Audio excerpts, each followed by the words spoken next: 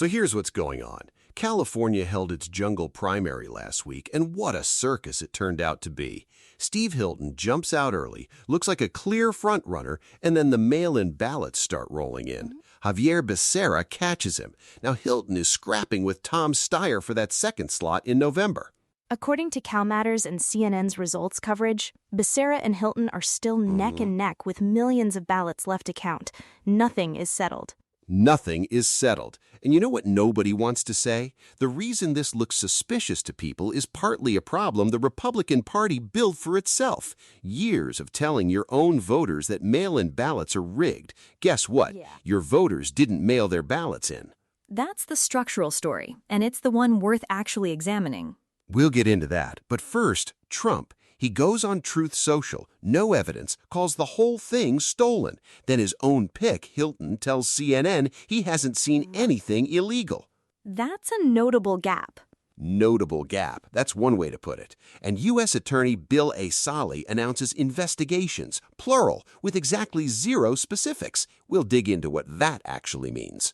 There's also a satire segment today that I'll just say involves both the Cal AG and federal monitors showing up at the same ballot center. For a public tour, available to any citizen. Rush, we need to talk about the MEGA Act, too. House Republicans have a sweeping election reform bill. Whether it's real policy or positioning for November is a separate question. That's exactly right. Big show today. Let's get into it.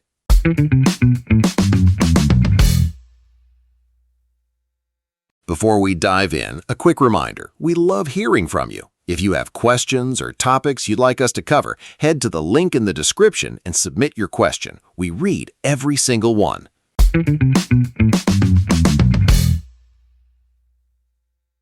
So here's what happened on election night, June 2nd, in California. Steve Hilton, standing in Huntington Beach, crowd going absolutely wild, looks into the camera and says, "Change is coming to California." Wow. Full-on celebration. People are fired up. Early returns were genuinely looking good for him. Looking good? Reagan. According to the Washington Post, when only about 17% of ballots were counted, Hilton was sitting at 29%. Becerra was back at 26%, Steyer trailing at 20%. First place. On election night, the Republican was in first place in California. Which, for a Republican in California, is basically a miracle in the first 3 hours. It's a miracle. It's a sign. People are ordering the commemorative plates. And then... the mail ballot showed up. The mail ballot showed up. Over the next several days, as those ballots rolled in, Becerra overtook him. Decision Desk HQ called it. Becerra advances to November. Hilton is now fighting for second. Now here's the structural reality people need to understand. California runs a jungle primary. Top two finishers, regardless of party, go to the general. So the question isn't just who won. Right. It's who grabbed that second spot. Because if Hilton holds second, Republicans are on the ballot in November. If Steyer claws past him, you get a Democrat versus Democrat general in the biggest state in the country. And that second spot is still genuinely competitive. Hilton is ahead of Steyer, but mail ballots have not been friendly to him this week. The gap has been narrowing as counting continues. So you had a guy on a stage, confetti in the air, telling thousands of people he'd be their next governor. By Thursday morning, the story had completely flipped. Now, who do you think is screaming the loudest that something crooked happened?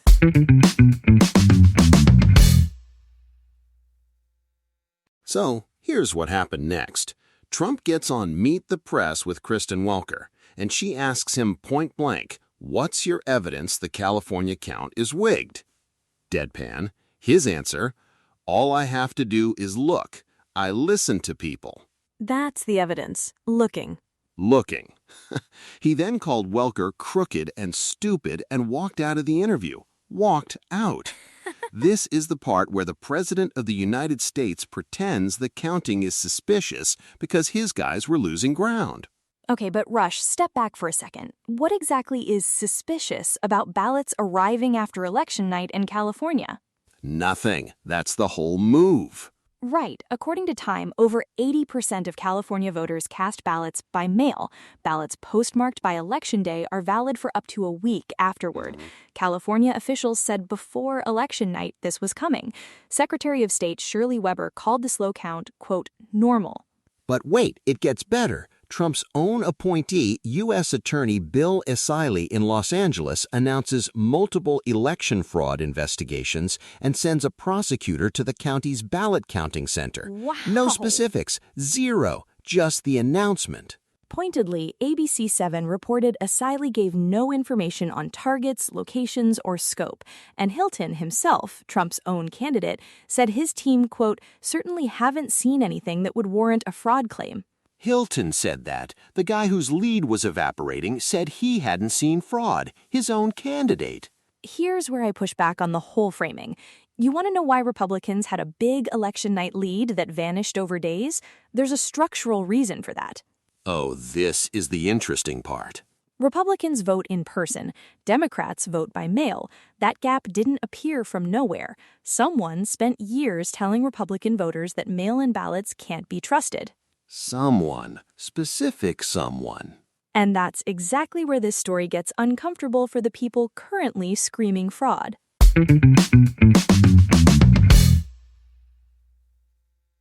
So here's the thing nobody in the Republican Party wants to say out loud. They built this problem themselves. Right, and I want to be precise about what the problem actually is. The red mirage, where Republicans lead on election night, then fade as mail ballots count, that's not mysterious.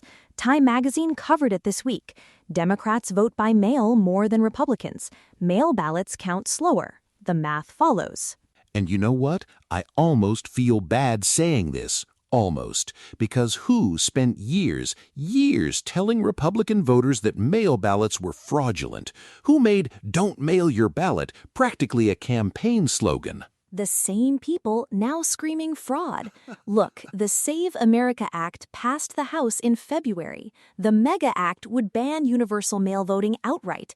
That's the policy response to a problem Republicans created by suppressing their own mail ballot participation. They talked their voters out of using a legal voting method, then watched Democrats use that method, then called it a conspiracy. And here's where I push back on the simple version of this. Trump's anti-mail messaging genuinely suppressed Republican mail ballot use. That's documented. But Republicans nationally have been trying to course-correct on this since 2022. The problem is Trump won't let them. Time covered this too. After the 2022 midterms, GOP leaders tried to embrace mail voting. Trump pushed back. So now you've got the party running straight into the wall they built. And the Brookings Institution found mail-in ballot fraud accounts for about 0.000043% of all mail ballots cast, 4 out of every 10 million. Massive conspiracy. Huge. Staggering. So, the red mirage in California isn't fraud. It's the natural consequence of one party using a legal tool and the other party telling their voters to throw that tool in a ditch. And now they want to legislate the tool out of existence instead of telling their voters to use it. Now, here's the part that gets genuinely absurd. California AG Rob Bonta sent his own monitor to the LA County Ballot Processing Center, specifically because the Trump DOJ sent a federal prosecutor there first. 2 legal teams, 1 ballot counting room. I need a moment. We all do. That's next.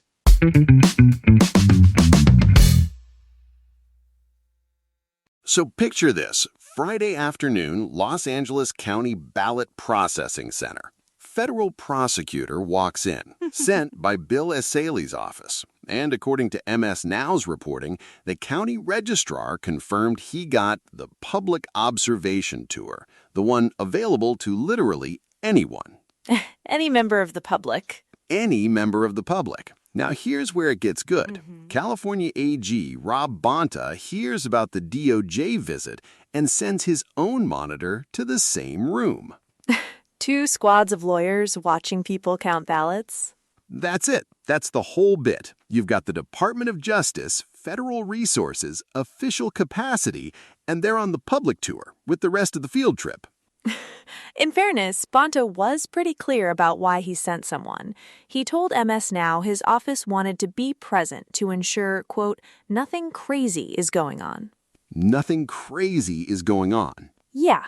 The federal government dispatched a prosecutor to a ballot center to watch the public tour, so the state dispatched a monitor to watch the prosecutor watch the tour. This is your government at full capacity. Look, the absurdity is real, but the underlying point is worth a beat.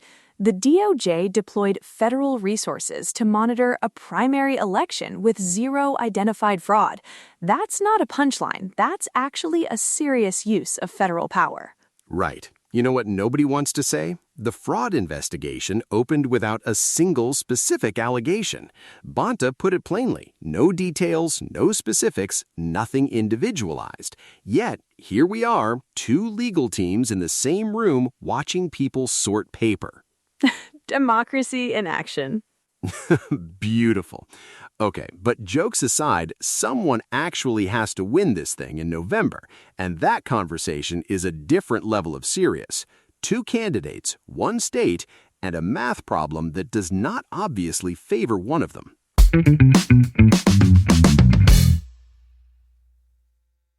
So now we know who's on the November ballot, Becerra and Hilton. Let's talk about what that actually means. And it starts with Becerra because you can't ignore the historical weight here. According to Fox News, if he wins in November, he'd be California's first Latino governor since 1875, in a state where over 40% of the population is Latino. That's not a footnote. That's a real structural advantage. Becerra leads with Latino voters, he brings name recognition from Biden's HHS, and he ran the California AG's office. He's not a fringe candidate. Right, and here's where I push back on the easy Republican optimism. Democrats outnumber Republicans by millions of registered voters in California, a state that has not elected a Republican governor since Arnold Schwarzenegger left office in 2011. Schwarzenegger, the last Republican governor of California, is literally the Terminator. That's the bar. So the bar is a movie star with a catchphrase? And here's the thing. Hilton has a real message. His Cal-affordable platform, $3 gas, cut electric bills in half, zero income tax on your first $100,000, that hits something genuine. California's cost of living frustration is real and it is broad. I actually think it's the strongest Republican economic pitch California has seen in years. But the mechanism matters, Rush. His tax plan would cut $60 to $65 billion in state revenue by his own campaign's numbers. Democrats in Sacramento hold a supermajority. The math of winning is hard. The math of governing is harder. Okay, fair. But here's what I'd say. Even a loss at, 45% in California, that's not nothing. That's a signal. That's a party rebuilding something. That's a legitimate argument. The question is whether Republicans can actually turn cost of living frustration into votes from people who don't usually vote Republican. That's the path. It's narrow, but it exists. And that question, whether Washington gives California Republicans any tools to work with, that's where things get very interesting, very fast.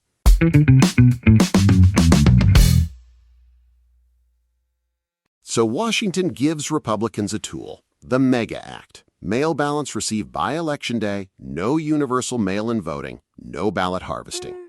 Chairman Steil unveiled it in January. Reagan, you've been pretty straight on this one. There's a real policy question buried in there. Uniform ballot receipt deadlines, that's a legitimate structural argument. 14 states currently accept mail ballots after Election Day, as long as they're postmarked on time. A national standard isn't inherently crazy. And here's the thing. Trump wants Congress to pass this before he signs anything else. That's the leverage. So is this real policy, or is it election season theater? Debatably, honestly. I get why people want uniform rules, but VoteBeat put it plainly. The bill almost certainly fails in the Senate. Republicans control 53 seats. They need 60 to beat the filibuster. The math isn't there. Shocking. A Republican priority bill stalls in a Republican Senate. And here's where I push back on my own side a little bit. You can't spend years telling voters mail ballots are fraudulent and then turn around and legislate mail ballots more carefully. Pick a lane. That is the lane. That is the lane. The lane is fraud when we lose, reform when we need votes. Which is not exactly a governing philosophy. So let's say the MEGA Act dies in the Senate. What does that actually mean for California Republicans in November? It means no cavalry is coming. Right. No law changes the rules before November. If Hilton advances, he's running under the same ballot counting system that just produced this controversy. Same timelines, same mail ballot volumes. You know what nobody wants to say? Republicans either figure out how to compete in that system or they don't. A bill they can't pass isn't a strategy. That's the straight answer the fraud noise keeps drowning out.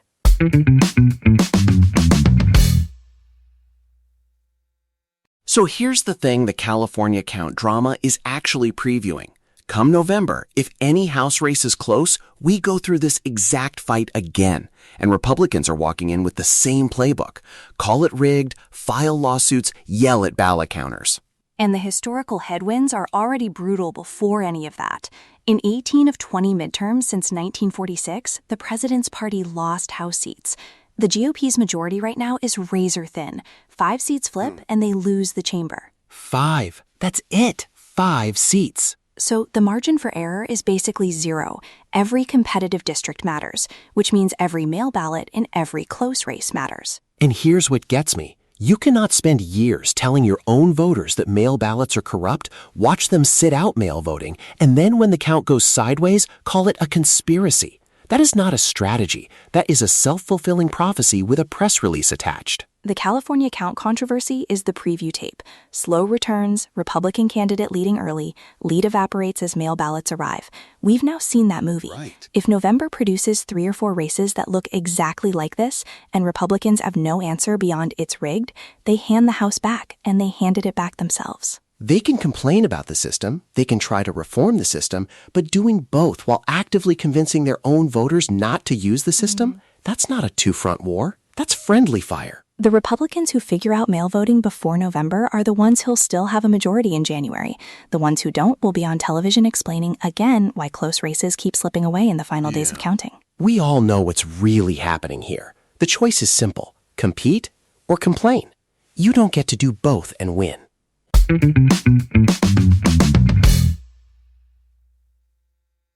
All right, here's what we covered today. Steve Hilton popping champagne in Huntington Beach on election night, and by Thursday morning, the whole story had flipped. That's your red mirage, live in real time. And the structural reason behind that flip is the part that should keep Republicans up at night.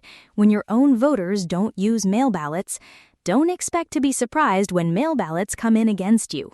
That's the whole show right there. One sentence. The GOP helped build the problem they're now asking Congress to fix. And Trump walking out of that Meet the Press interview after, all I have to do is look, I listen to people. That's a whole separate episode. We may need it.